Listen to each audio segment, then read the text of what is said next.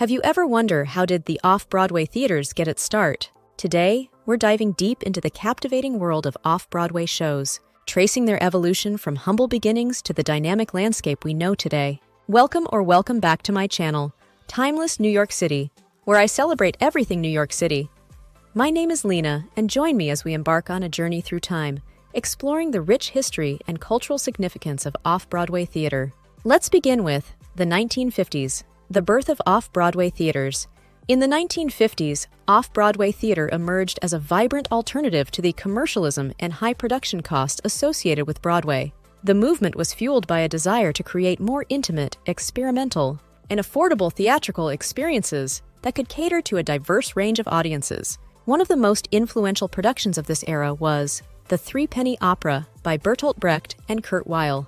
Premiering in 1954 at the Théâtre de Lys, now the Lucille Lortel Theater, this groundbreaking musical adaptation of John Gay's The Beggar's Opera challenged traditional notions of morality and class struggle. With its biting social commentary and innovative musical score, The Threepenny Opera captured the imagination of audiences and critics alike, cementing its status as a seminal work in the off-Broadway canon. Another notable production of the 1950s was The Fantastics, which debuted in 1959 at the Sullivan Street Playhouse. Conceived by Tom Jones and Harvey Schmidt, this charming musical fable told the timeless story of young love and the passage from innocence to experience. Despite its modest origins and minimalistic staging, The Fantastics struck a chord with audiences and went on to become the longest-running musical in off-Broadway history, running for an astonishing 42 years. These pioneering productions set the stage for off-Broadway's distinct brand of theater, characterized by its focus on innovation, intimacy, and artistic risk-taking.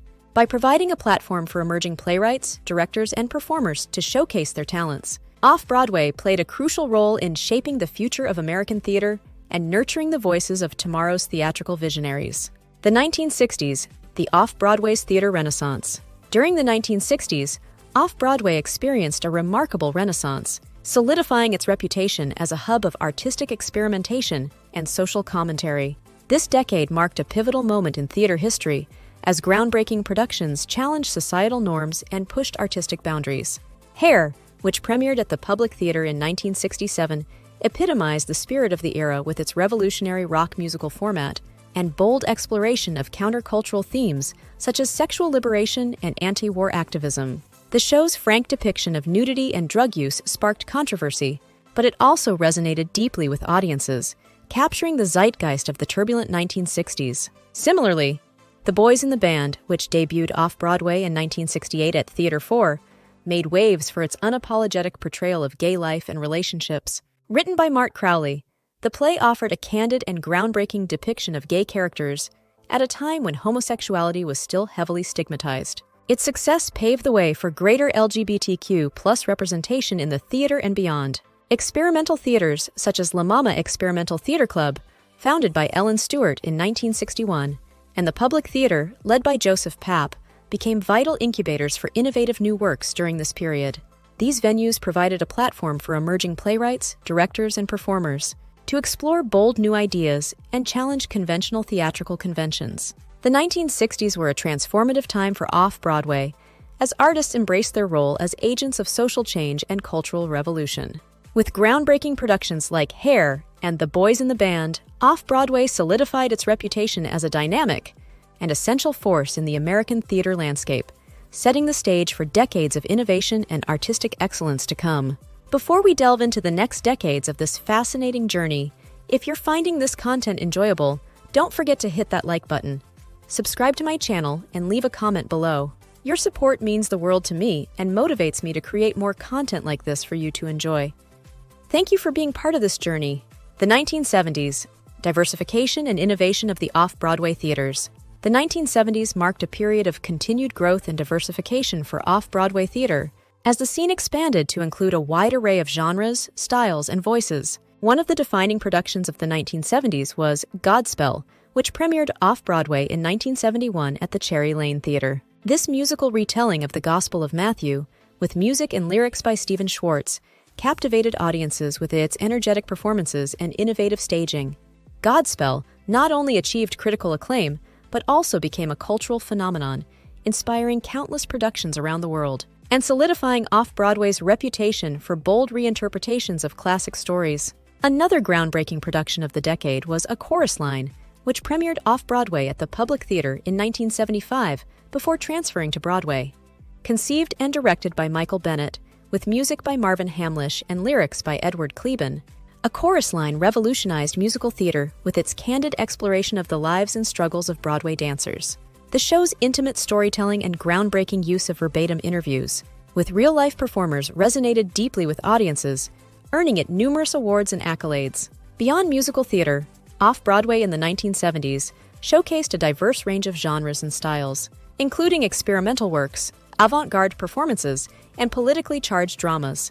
Productions such as For Colored Girls Who Have Considered Suicide, When the Rainbow Is Enough by Intezak Zhang, exemplified Off-Broadway's commitment to amplifying marginalized voices and exploring complex social issues. Overall, the 1970s were a dynamic and transformative period for Off-Broadway, and it solidified its reputation as a breeding ground for bold and groundbreaking theater, setting the stage for continued growth and evolution in the decades to come. The 1980s, the resilience and reinvention of the off-Broadway theaters. The 1980s presented a period of both challenges and triumphs for off-Broadway theater, as the scene grappled with shifting cultural and economic landscapes. Despite facing obstacles such as rising rents and dwindling audiences, off-Broadway persisted, demonstrating remarkable resilience and creativity in the face of adversity. During this decade, Off-Broadway continued to showcase its ability to produce groundbreaking and influential works that resonated with audiences and critics alike. Two notable productions that emerged during the 1980s were The Little Shop of Horrors and Torch Song Trilogy, both of which left an indelible mark on the theatrical landscape. Little Shop of Horrors, which premiered off-Broadway at the Orpheum Theater in 1982, was a quirky and inventive musical comedy with music by Alan Menken and a book and lyrics by Howard Ashman. Adapted from the low-budget 1960 film of the same name, the musical follows the misadventures of a hapless florist named Seymour and his carnivorous plant, Audrey II. Little Shop of Horrors captivated audiences with its catchy tunes, dark humor, and inventive puppetry, becoming a cult classic and eventually transferring to Broadway, where it enjoyed a successful run. Similarly, Torch Song Trilogy, written by Harvey Fierstein, premiered off-Broadway at the Actors Playhouse in 1982, before transferring to Broadway the following year. This groundbreaking play, which consists of 3 interconnected one-act plays, explores the life and loves of Arnold Beckoff, a gay Jewish drag performer living in New York City. Torch Song Trilogy received widespread acclaim for its honest and poignant portrayal of gay identity and relationships, earning multiple awards, including the Tony Award for Best Play. Despite the challenges of the 1980s, Off-Broadway demonstrated its resilience and adaptability, producing innovative and culturally significant works that continue to resonate with audiences today. The 1990s, the revival and revelation of the off-Broadway theaters. The 1990s ushered in a renaissance for off-Broadway theater as audiences rediscovered the allure of intimate, thought-provoking productions that dared to push the boundaries of traditional storytelling. This decade saw a resurgence of interest in off-Broadway as a breeding ground for groundbreaking works that captivated audiences with their raw emotion and unflinching honesty. Two productions that defined the off-Broadway scene in the 1990s were Rent and Hedwig and the Angry Inch, both of which left an indelible mark on the theatrical landscape. Rent, written by Jonathan Larson, premiered off-Broadway at the New York Theater Workshop in 1996, before transferring to Broadway later that year. This groundbreaking rock musical reimagined Puccini's opera La Bohème for modern audiences, exploring themes of love, friendship, and resilience among a group of struggling artists living in New York City's East Village. Rent captivated audiences with its infectious music, diverse cast, and poignant portrayal of the AIDS crisis, earning critical acclaim and multiple Tony Awards, including Best Musical. Similarly, Hedwig and the Angry Inch, written by John Cameron Mitchell with music and lyrics by Stephen Trask, premiered off-Broadway at the Jane Street Theater in 1998. This gender-bending rock musical tells the story of Hedwig, a genderqueer East German rock singer, as she navigates love, identity, and self-acceptance. Hedwig and the Angry Inch captivated audiences with its electrifying performances, edgy humor, and powerful storytelling, earning rave reviews and a dedicated cult following. These productions, along with others like The Vagina Monologues by Eve Ensler, reaffirmed off-Broadway's relevance in the theatrical landscape, attracting diverse audiences. These groundbreaking works continue to resonate with audiences today, reminding us of the enduring power and relevance of off-Broadway theater in shaping our cultural consciousness. The 2000s, adaptation and innovation of the off-Broadway theaters. The 2000s brought about a period of significant transformation for off-Broadway theater as the rise of digital technology reshaped the way audiences engaged with theatrical productions.